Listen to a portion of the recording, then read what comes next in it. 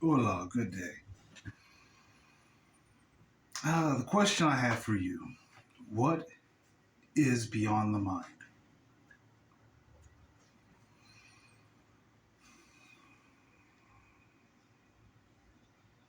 I really ask you, what is beyond the mind? Have you ever felt into it or even thought about it?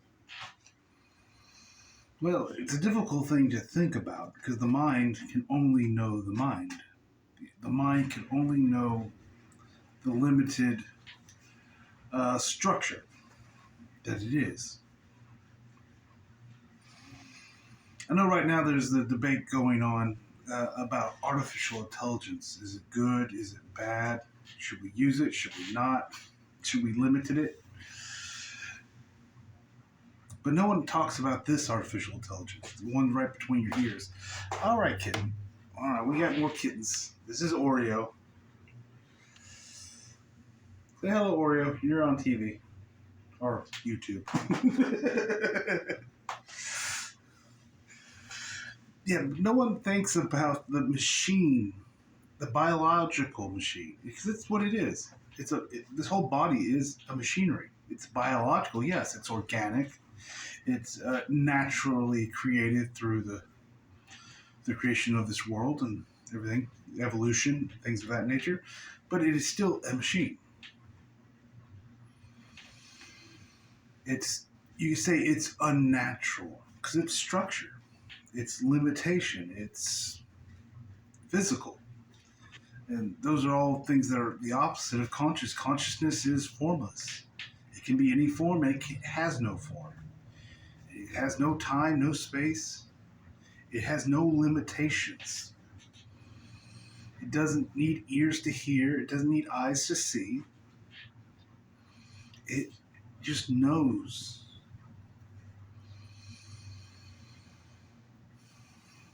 So this is a unnatural state of being in a solid human form. Same thing with his mind. The mind is unnatural. It really is. It's funny to think about sometimes. It's unnatural. Consciousness does not have a mind. It doesn't need one. Consciousness is simple. By simple, I don't mean stupid. But simple, just it's not complicated. But at the same time, it has a great, vast depth to it. I mean, a beautiful depth that just keeps going and going and going. But it, at its essence, is simple. It's easy to understand. Until you take it into the mind and you start to bring it into linear, a linear state of being, the consciousness kind of becomes complicated. You start having to compare things, and it just becomes a mess. It becomes confusion.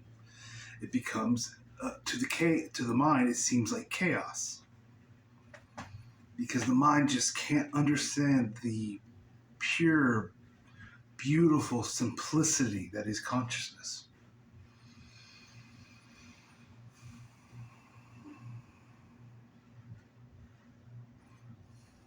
I've heard someone, you could say, use this term. I'm stealing this for somebody else, but they said, you could say, real enlightenment is it's like a Sesame Street enlightenment because it's so fucking simple.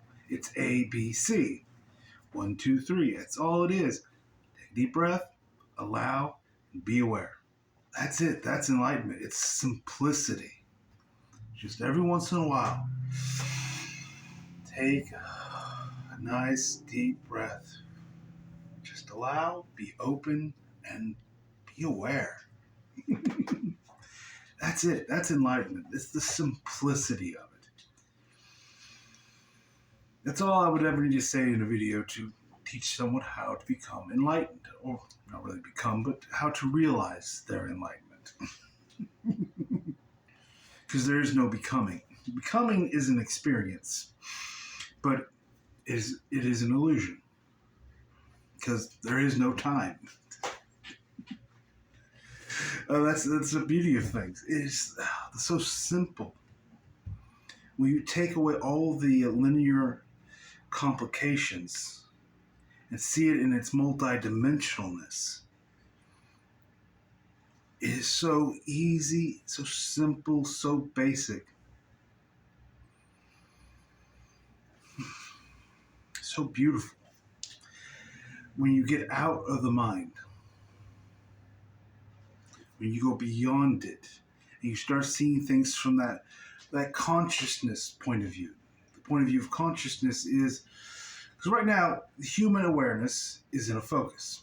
This is why people have the sayings of I want to be more aware. I want to expand my awareness. That's what I'm doing, or whatever they may call it, because they're trying to expand their awareness out of the focus, out of the box, out of the structure of the gravity of the creation.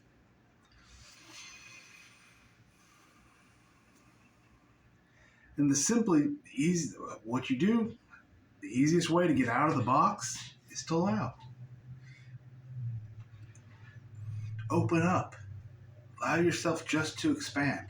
And your awareness automatically, once you stop holding it into such a focus, stop holding it so tightly into the narrative, into the story of your creation, it naturally expands. Because that's its natural state of being. Consciousness is always in expansion, unless you take the effort and the energy to hold it into a tightness. It always wants to breathe. It always wants to take in an experience, exhale it, and then bring it back in again. It wants this expansion. It wants this breath of life. It's your natural state of being to want to expand. That's why it takes no effort, no work, no trying to do it. And that's going to drive the mental computer, little artificial intelligence that you have in between your ears fucking crazy. Because it is programmed for this reality. Because this reality is, compared to your natural state of being, complicated. You have to eat, you have to sleep, you have to find food. In the olden days, you had to hunt for berries, catch an animal, build a shelter. All these things have to be taken care of, or the human dies. And so it's very important to have one of these up here. One of these things to say, hey, if I walk into a fire, I'm going to burn myself. If I jump into a lake and I don't know how to swim, I'm going to drown. So the mind was a very good tool. Consciousness never had to worry about things like that before we really came here, because it wasn't as real. It wasn't as physical. We didn't have this structure. You can feel into the other realms, into how less of a structure it has.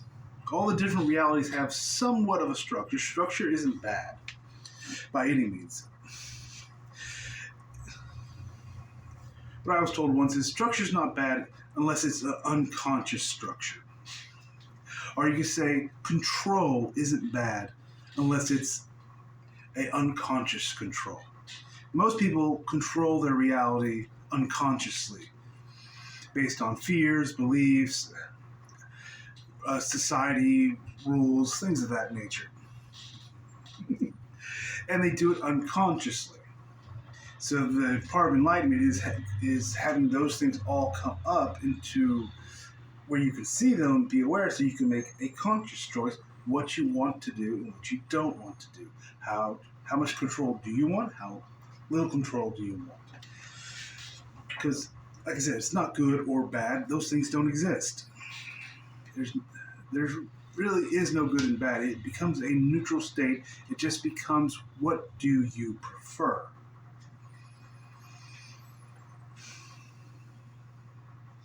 And as a conscious being, you're going not to prefer to hurt others because it just, why would you?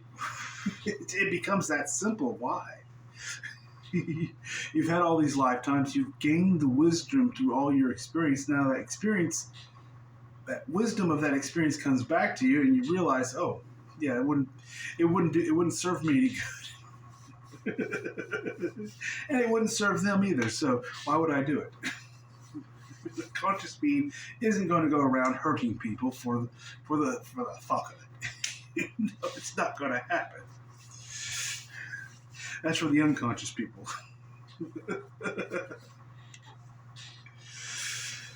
Oh, I forget what I'm talking about. Some days these are fun.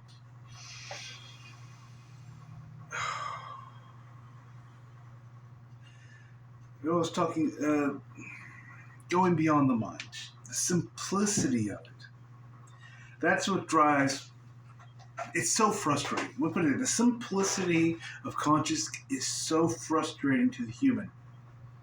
Because if human wants to do something, they're so. You said you've had lifetimes and lifetimes of this planet where if you want something to happen, you have to make it happen. If I want this job, I have to go out and search for it. I have to find it. I gotta fight for it.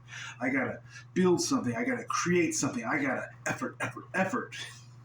It's that's the in the energy on this planet for a long time.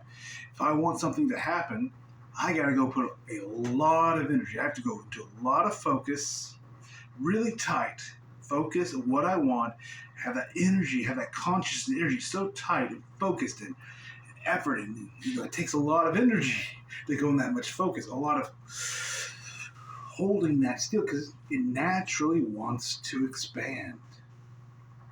You can say a focus is kind of like is a gravity, and your consciousness is like an anti-gravity. They're not at battle or at war with each other. They're not fighting each other.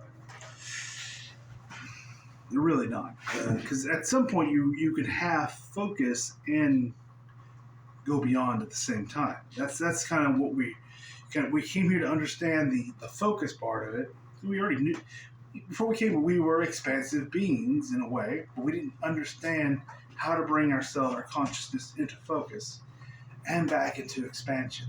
But also by coming into that focus, we have a greater understanding of our expansion as well. Much more than a being who has never been in a physical body, in a physical reality of this nature. They don't have the same kind of awareness of their expansion that you now do.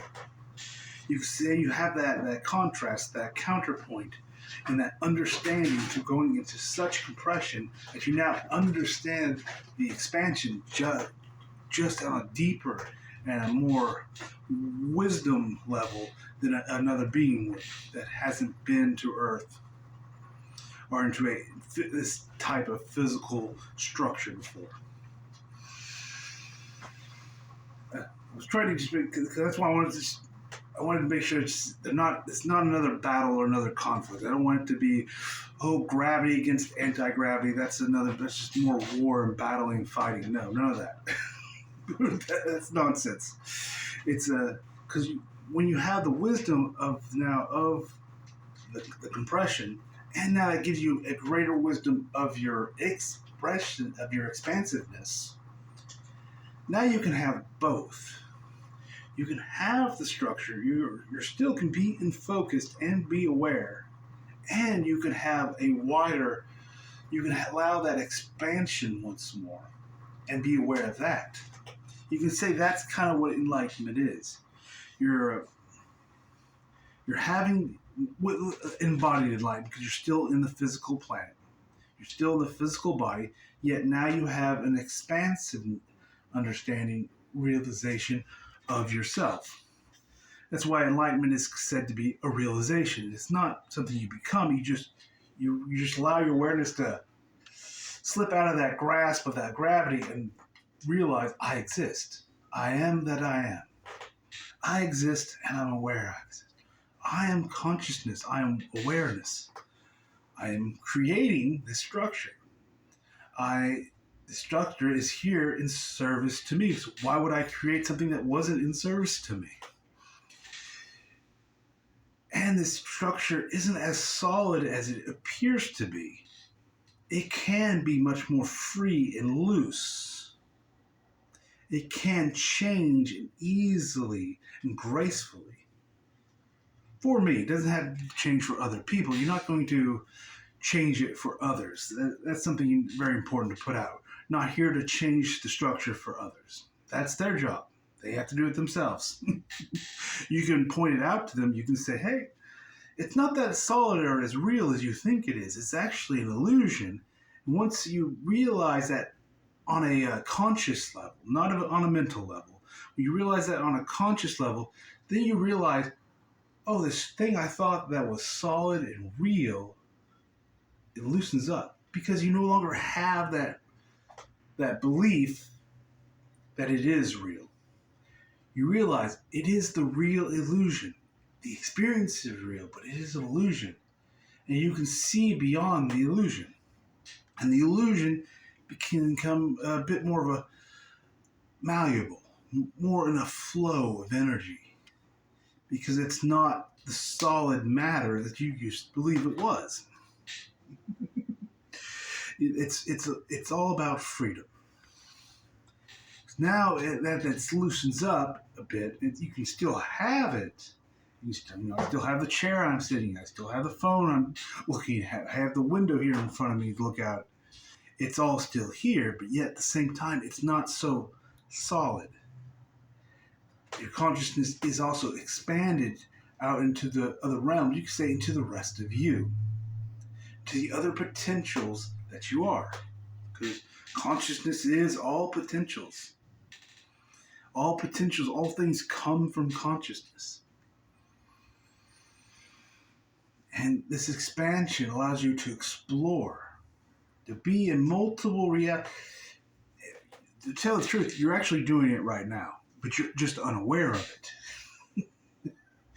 It's been said that humans are usually having about 12 dreams at a time. That's even when they're awake. You're still dreaming when you're awake.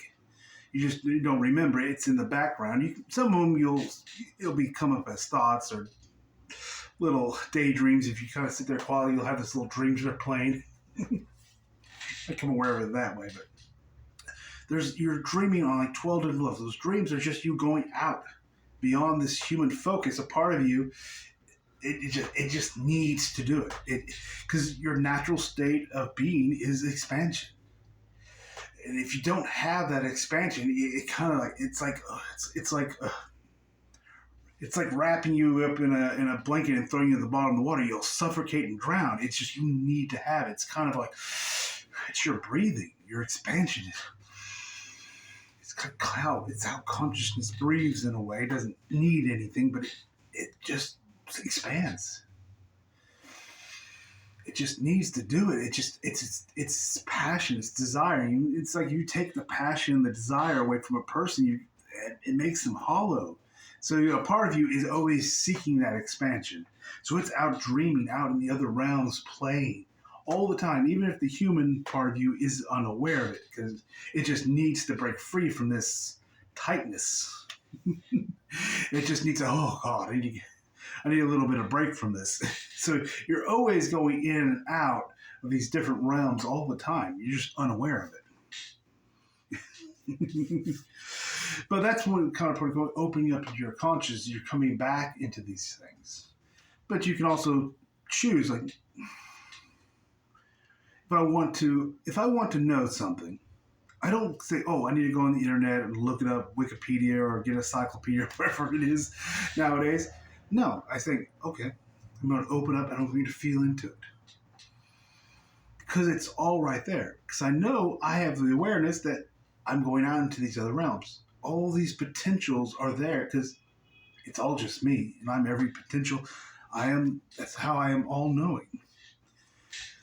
But so are you. So it's nothing special about me. So I want to make that clear.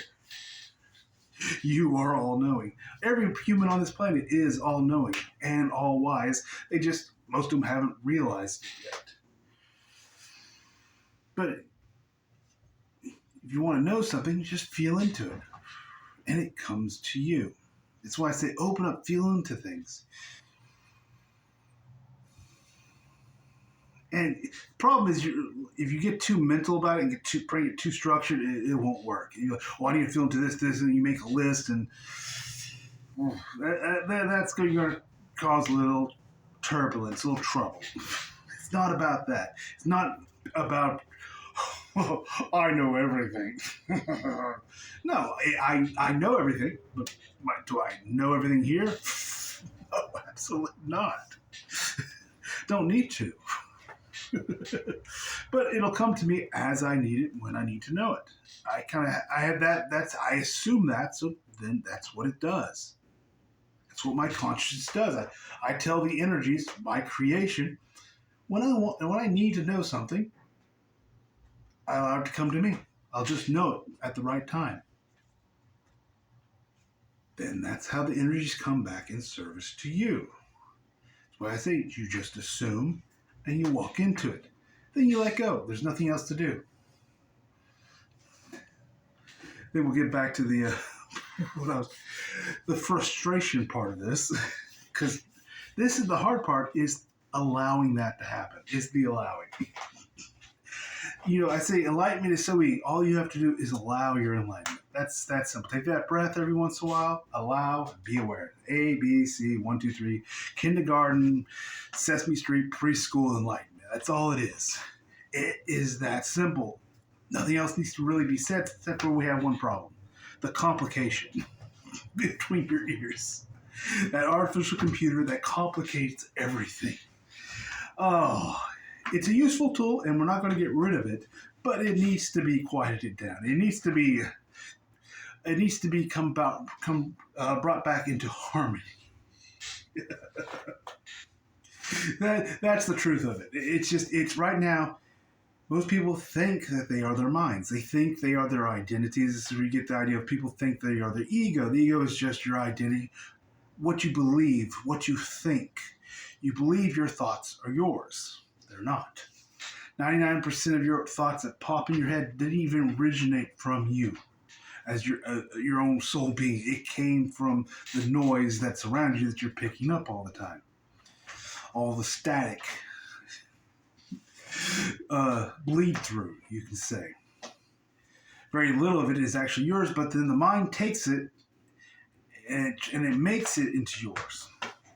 It takes something. It feels a feeling of abuse. We'll say that, but then it'll say, "Oh, abuse." Like it'll look through its Rolodex of information. When was I abused? Okay, this is what this is about. This is about my father abused me as a child or teacher or whatever it was, and it'll say.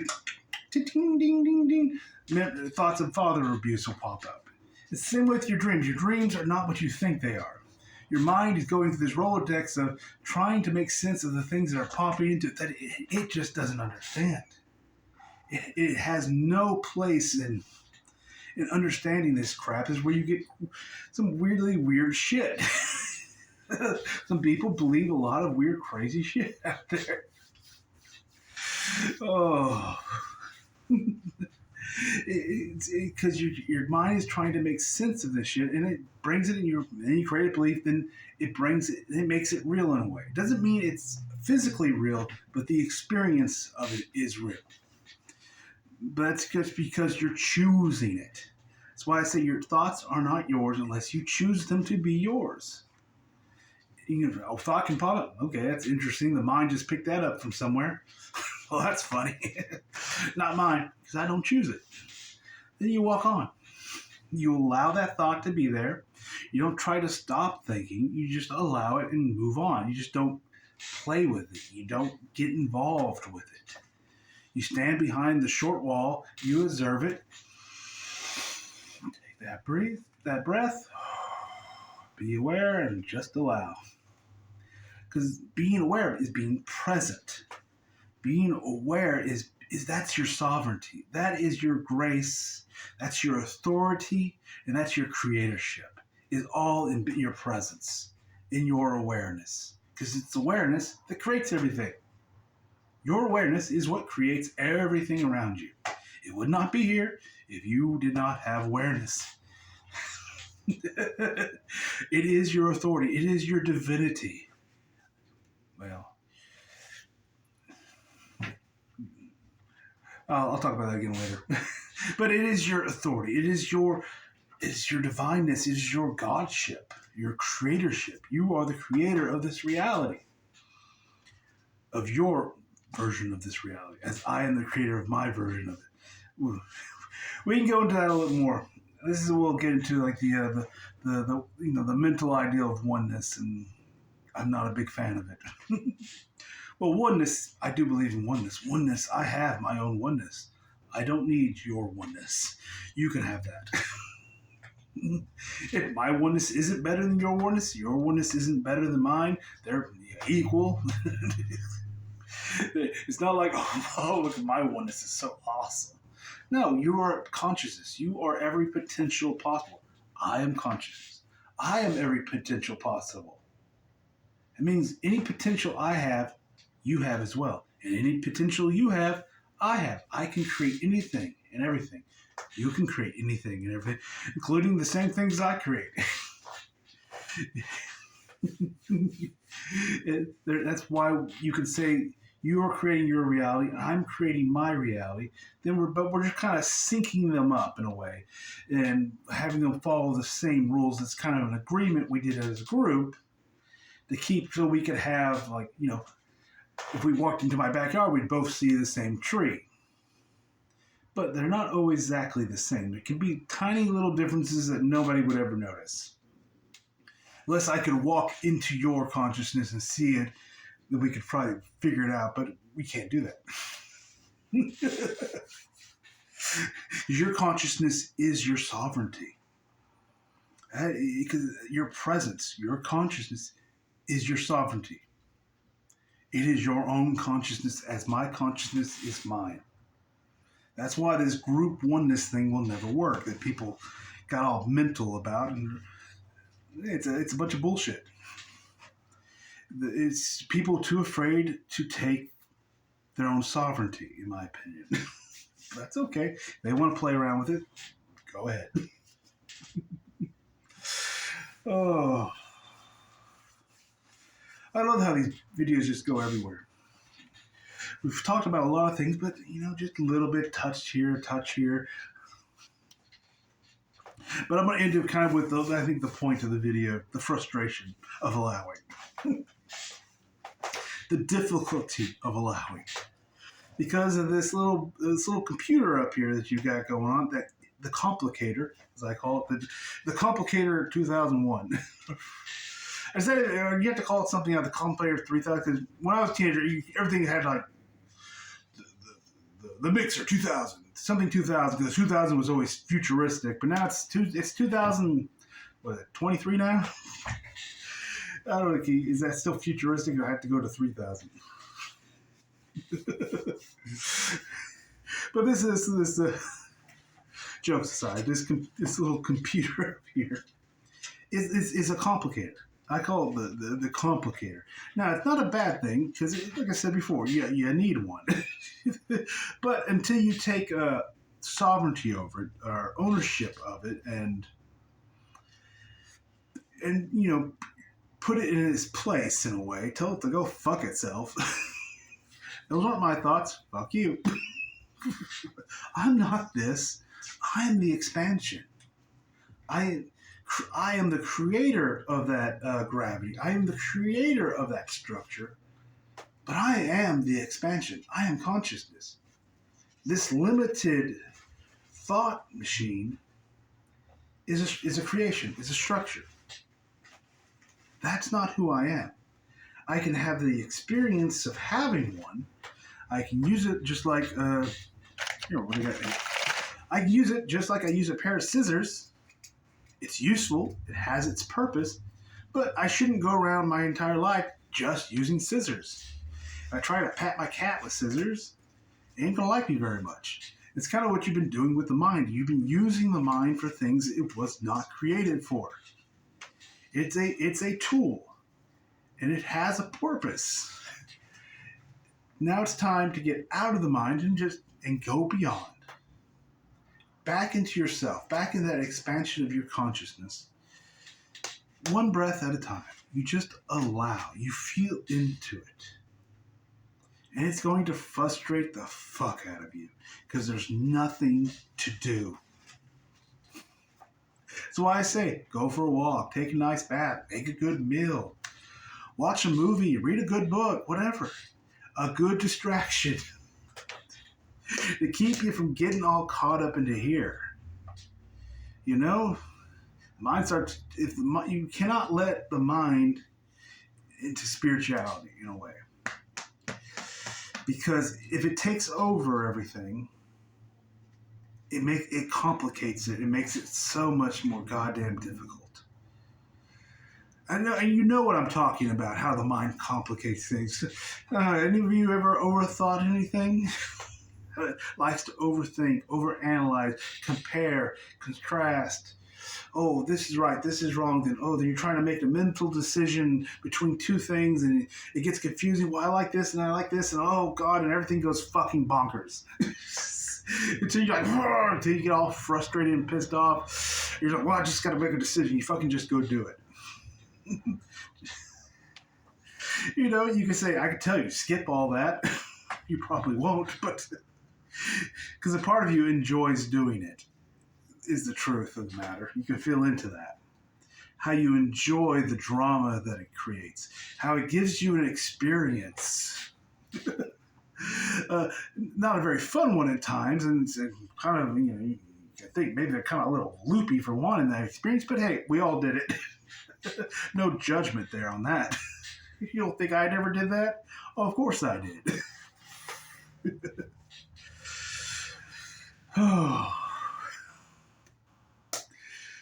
So it's going to frustrate the fuck out of you. Those mental thoughts, you just realize it's the mind. The mind is complicating things. When that happens, just take a deep breath. Be aware, and just allow. Then step back, distract yourself, go watch a movie, read a book, play with a dog, go to the park, whatever the fuck you want to do. I'm not going to sit here for an hour listing things you can go do. Just feel into it.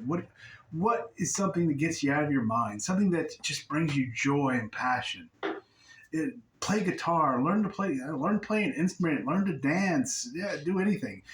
All of that's much more beneficial than studying enlightenment. Anything that gets you out of that mind. Because that's the part. Now, there's times to feel into things, and there's times to be open. Doesn't mean you have to go meditate all day and be, oh god, my mind, I went into my mind and oh my god, that's just getting mental about shit. It's going to happen. There's a gravity that's going to keep pulling you back into the mind for quite a while. Be okay with it. It's going to happen. Just be aware of it when it's happening. Allow it. Then, you can choose to do something else. You can choose to take that deep breath and to feel into things. Like I said, the mind's not bad. You still need it to, if I want to cook something, if I want to drive my car, I was hooking up the neighbor's Wi-Fi yesterday. I need my mind for that because it's goddamn complicated.